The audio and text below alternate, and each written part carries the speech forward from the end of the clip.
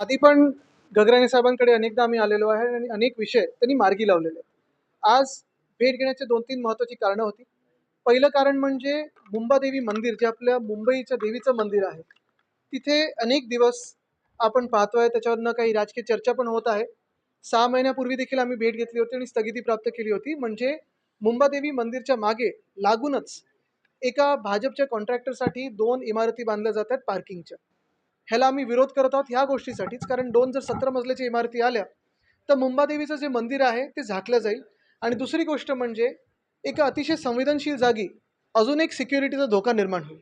आमचं म्हणणं एवढंच आहे की तिथे जे वर्षानुवर्ष पिढ्यानपिढ्या मंदिर आहे, तिथेच आपण पाहतोय आजूबाजूला जो दागिना बाजार आहे, तिकडचे दुकानदार आहेत, व्यापारी आहेत, त्यांना देखील आपण एक पाहिलं की हे जे काही कॉरिडॉरचं काम असेल किंवा पार्किंगचं काम असेल, तिथून हलवण्याचा हा प्रकल्प आहे. माझं म्हणणं एवढंच आहे की तुम्ही ज्यांच्यासाठी हे सगळं करत आहात त्यांना विश्वासात घेऊन करणं गरजेचं आहे.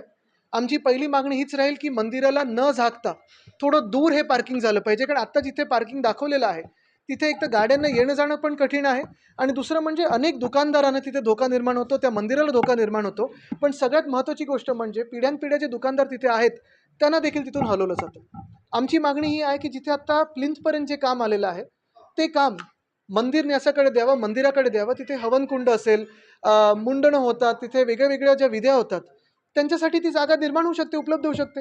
भक्तांसाठी सोयीसुविधा निर्माण होऊ शकते. तर ही गोष्ट तिथे महत्त्वाची आहे. दुसरं म्हणजे तिथे आम्ही हेच सांगितलेलं आहे. सगळ्या मंदिराच्या न्यास माझ्यासोबत आलं होतं. आजूबाजूचे दुकानदार होते, रहिवासी होते. त्यांनी सांगितलेलं आहे की जोपर्यंत त्यांच्या सगळ्या मागण्या पूर्ण होत नाहीत, तिथे आम्ही मंदिराच्या आजूबाजूला कोणालाही काही काम करू देणार नाही. कारण आमची मंदिर आणि खास करून मुंबादेवीचं मंदिर म्हणजे ज्या देवीने आपल्याला मुंबई दिली, आपल्याला आपलं नाव दिलं, तिथे त्याच मंदिराला झाकून आणि एक सुरक्षेचा धोका निर्माण करून आम्ही हे काम होऊ देणार नाही.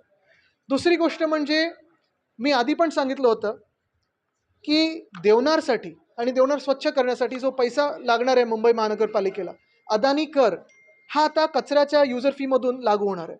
त्याला आम्ही विरोध करत आहोत. तसंच जे काही आपण पाहतोय छोट्या दुकानदारांवर झोपडपट्ट्यांमध्ये प्रॉपर्टी टॅक्स लावला जाणार आहे, मालमत्ता कर लावला जाणार आहे. आज तो दुकानदारावर लावला जाईल, उद्या प्रॉपर्टी टॅक्स हा झोपडपट्ट्यांवर लावला जाईल. उद्धव साहेबांचं सरकार असताना, महाविकास आघाडीचं सरकार असताना 500 स्क्वेअर फुटापर्यंत जी घरं होती त्याचा आम्ही प्रॉपर्टी टॅक्स रद्द केला होता. पण आज हेच भाजपचं सरकार आपण पाहतोय, एकतर मुंबादेवी मंदिराच्या विरुद्ध काम करत आहे, तिकडच्या स्थानिक दुकानदारांच्या विरुद्ध काम करत आहे, तसंच मुंबईकरांवर युजर फी कचऱ्यासाठी म्हणजे अदानी कर हा लावला जात आहे, त्याला आम्ही विरोध करतो. आणि तिसरी आणि महत्त्वाची गोष्ट, मी त्यांचे आभार तर जाहीरपणे मानलेच आहेत की त्यांनीच म्हणजे मुंबई महानगरपालिकेच्या अर्थसंकल्पातून एकनाथ शिंदेने एक्सपोज केलं, त्यांच्या खोट्या वक्तव्यांना एक्सपोज केलेलं आहे. 26% काम असं झालं असं म्हणतात. पण मी विनंती केलेली आहे की जे छोटे रस्ते आहेत त्याचं कॉन्क्रिटायझेशन न करता, कारण आपल्या रस्त्यांमध्ये 42 जवळपास युटिलिटीज असतात, तिथे डांबरीकरण किंवा ॲस्फॉल्ट मॅस्टिक असेल ते करावं. मोठ्या रस्त्यांना जरूर कॉन्क्रिटाईज करा. पण ही सगळी कामं थोडी प्लॅनिंगनी हाती घ्या. आत्ता आपण पाहतोय मुंबईत मग कुठचाही तुम्ही विभाग घ्या, मग बोरिवली घ्या, कधी कांदिवली घ्या, वांद्रे घ्या, वरळी घ्या, कुलाबा घ्या, कांजूरमार्ग घ्या, घाटकोपर घ्या, कुठेही पाहिलं तर उठसूट कुठेही काही खोदून ठेवलेलं आहे. मग कधी सिवर लाईनसाठी असेल, कधी रस्त्याच्या नावाखाली असेल. हे रस्ते काही पूर्ण होताना असं काही दिसत नाही आहेत. मी सांगितलेलं आहे, मी विनंती केलेली आहे की ऑडिट करा आणि गरजेचे रस्ते असतील तेच पहिले हाती घ्या आणि थोडं प्लॅनिंगनी घ्या. आता वरळीतच पहा ना, एका बाजूला गणपतराव कदम मार्ग खोदलेला आहे, दुसऱ्या बाजूला आर्थर रोडचं काम MMRDने सुरू केलं आहे. लोकांनी जायचं तर कसं जायचं? लोकांचे हाल कुठे ना कुठेतरी कमी होणार आहेत की भाजप जे करतंय मुंबईला की पिळून घ्या आणि हाल जास्तीत जास्त करून घ्या, ह्याची अंमलबजावणी महानगरपालिका करत आहे. तर मी हेच सांगितलं की रस्त्याची कामं हाती घेताना देखील थोडं लॉजिक वापरून, ऑडिट करून त्याची कामं हाती घ्या. यावर आता आयुक्तांनी काय उत्तर दिलेलं आणि काय सल्ला मला वाटतं दिला? सकारात्मक आहेत, कारण एक महत्त्वाची गोष्ट आत्तापर्यंत जी आम्ही कामं वॉर्डाची असतील, मुंबईची असतील, विनंती म्हणून आणलेली आहेत ती तशी मार्गी लावलेली आहेत. रस्त्यांचं कामं असतील, मी त्यांना सांगितलं, विनंती जी केली आहे की आपण लॉजिकप्रमाणे घ्या, जी गरजेची असतील तेच रस्ते काँक्रिटीकरण करा. ते एक आहे. आणि दुसरं म्हणजे जसं मी सांगितलं अदानी कर. अदानी कर कदाचित हे भाजपच्या आदेशावरनं होत असेल, कारण भाजपचे खरे मालक जे अदानी आहेत त्यांना पाहिजे मुंबई अजून लुटायची. आणि आम्ही सांगितलेल्याचा इशारा दिलेला आहे की जर हे थांबलं नाही तर आम्हाला आंदोलन हाती घ्यावं लागेल. आदित्यजी, सकाळपासूनच आज तुमचे 3 नेते थेट मुख्यमंत्री देवेंद्र फडणवीस यांच्या निवासस्थानी भेटीसाठी गेले होते. काय नेमकं त्याचं? मला वाटतं आम्ही पण येत जात असतो. आता त्याच्यावरनं आपण जास्ती किती रीड करायचं त्याच्यावर, हे आपला विषय. पण काही काही विषय महत्त्वाचे असतात, मतदारसंघाचे असतात, मुख्यमंत्री जे असतात ते राज्याचे प्रमुख आहेत आता, तर सगळ्यांना म्हणजे सगळ्या मंत्र्यांची पण पॉवर्स मुख्यमंत्र्यांकडे आहेत. तर सगळ्या खात्यांची कामं त्यांच्याकडे जायला लागतात. एकीकडे पीए पण नाही म्हणू शकत. पीएचं जरी काम असेल तरी मुख्यमंत्र्यांकडे जायला लागतं. एकीकडे तुमचे एकीकडे तुमच्या काही एक मिनिट, काही गैर नाहीये. आम्ही पण जेव्हा त्यांचे मित्र पक्ष होतो तेव्हा आमच्या पण घरी यायचे, तर मित्र संघटनेच्या घरी जाऊ शकतात ते. युती जिथे असते, हा युतीचा धर्मच आहे ना. आमच्याबरोबर युती होती तेव्हा आलेच होते. म्हणजे तुम्हाला असं म्हणायचं का मनसेची आणि महायुतीची युती असं तुम्हाला बघा, सहसा हे मित्र पक्षांच्याच घरी जातात किंवा मित्र संघटनेच्या घरी जातात. तर 90,000 कोटीची देणी सरकार आहे आणि त्यासाठी काम बंद झालेलं पूर्ण महाराष्ट्राचं काम बंद केलेलं आहे ठेकेदारांनी. ठेकेदारांचे जे लाडके कॉन्ट्रॅक्टर आहेत त्यांना सगळ्यांना कॉन्ट्रॅक्ट मिळत आहे. जसं आता मुंबादेवीच्या मागचं जे पार्किंगचं आहे ते लाडक्या कॉन्ट्रॅक्टरसाठीच तर काम घेतलेलं आहे. पण जे बाकीचे कॉन्ट्रॅक्टर्स आहेत, जे कामं करतात, त्यांना कुठेही पैसे मिळत नाहीत, बिलं मिळत नाहीत. तसंच जर आपण पाहायला गेलं तर एका बाजूला राजकीय जे नेते आहेत, पुढारी आहेत, त्यांच्या साखर कारखान्यासाठी 79 कोटी जिथे सरकार खर्च करतं, दुसऱ्या दिवशी आपल्याच माध्यमातून मी बातमी ऐकली की मुंबई महानगरपालिका असेल किंवा शासकीय शाळा असतील, मिड डे मील 50 कोटी रद्द करून टाकले. का? तर त्याच्यात अंड किंवा खीर होती. दुसऱ्या बाजूला आपण पाहताय लाडक्या बहिणी आता किती कमी करतात बहिणी. राखी आता खूप झाल्या, त्यांच्या हातावर जड झाल्या, तर कमी करायला लागले. तसंच लाडका भाऊ योजना आणणार होते, 10,000 रुपये देणार होते, झाले कुठे योजना पूर्ण.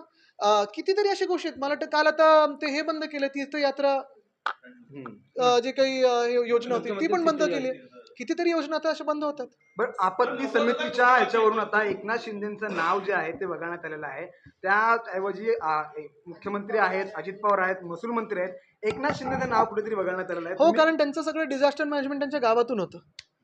उदय सामंतांच्या खात्यात देखील ढवळाढवळ केली जात आहे. ओएसडीने थेट निर्णय घेतले. अरे अरे अरे कसं बघता? कारण त्यांनी असं आधी सांगितलं होतं. पालिकेने मोठं आवाढव्य बजेट सादर केलं, त्यामध्ये आरोग्य विभागाचा प्रश्न नागरिकांच्या जीवाशी खेळताना पाहायला मिळतो. केएम हॉस्पिटलमध्ये फक्त 3च मशीन आहेत. बघा, मी आपल्याला आठवत असेल 2023 साली असेल, 2024 साली असेल, हे विषय घेतले होते, महत्त्वाचे आहेत. कारण अजूनही म्हणजे आम्ही प्रत्येक अधिवेशनात बघतो डीनना बोलवलं जातं आणि त्यांच्याकडून उत्तरं घेतली जातात. पण खरं डीन हे तिकडे ते व्यवस्थापन सांभाळतात, त्यांचं कौतुक करणं गरजेचं आहे. सरकारकडून असेल किंवा महानगरपालिकेकडून असेल, हे MC साहेब यायच्या आधी मी सांगतो ही परिस्थिती होती. आत्ताची परिस्थिती अजून खोलात जायचं आहे मला. आपला दवाखाना, हिंदू सम्राट बाळासाहेब ठाकरे आपला दवाखाना, औषधं आहेत का सगळीकडे? नाही आहेत, कुठेच नाही आहेत. नुसतं दवाखाने उघडून ठेवलेले आहेत, फिता कापल्यात, पण औषधं दिसत नाही आहेत. तसंच नायर असेल किंवा अनेक हॉस्पिटल असतील, मला तर हे सांगण्यात आलं होतं की IV फ्लुइड असेल, एक्सरे फिल्म असेल, ह्याचं देखील काम कुठेही पुढे टेंडर नवीन काढलं नव्हतं. सगळं CSRवर घ्यायला लावलं होतं. 20 लाखापर्यंतची जी औषधं आहेत ती CSRवर घ्यायला लावली होती.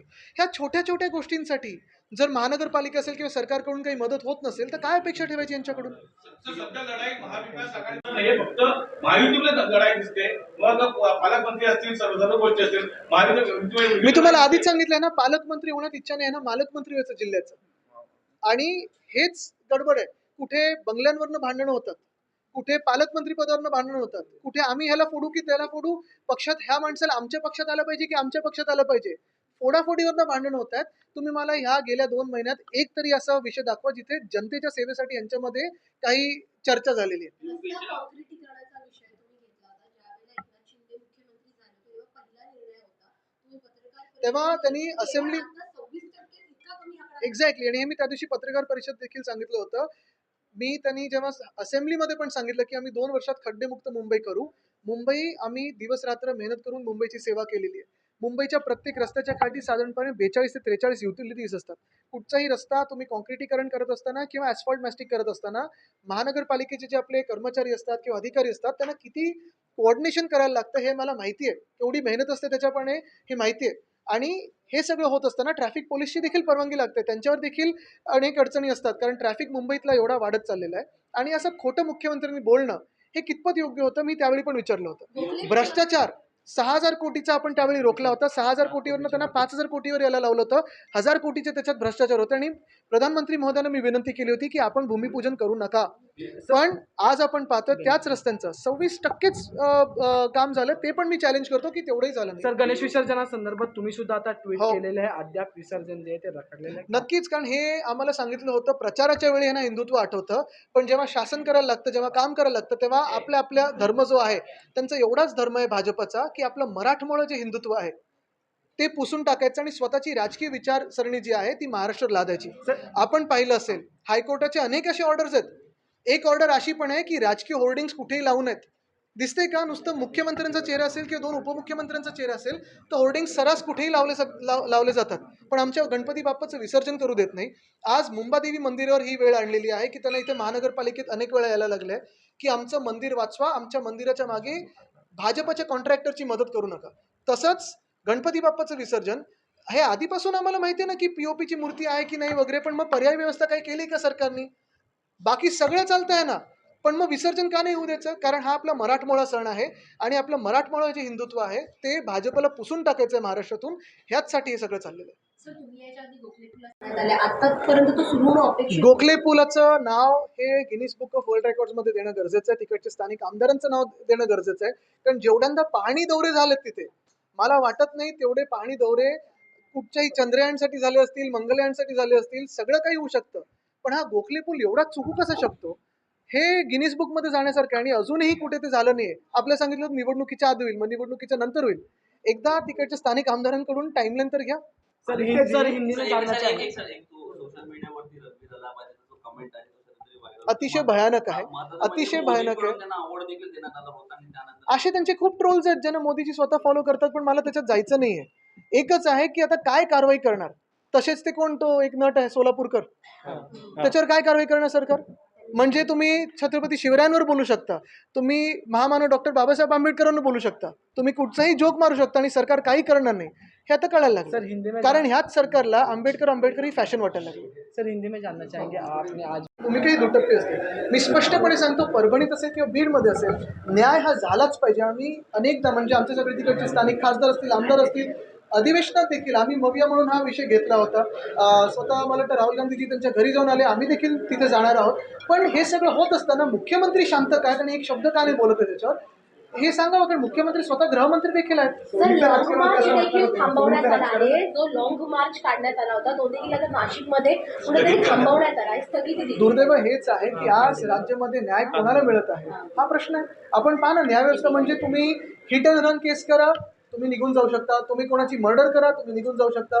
आज ह्या राज्यामध्ये सामान्य नागरिक सुरक्षित नाहीये, हे आम्हाला कळायला लागलं. पूर्वीच खरं तर इस्तिफा नाही, त्यांनी राजीनामा नाही, त्यांची हकालपट्टी होणं गरजेची होती.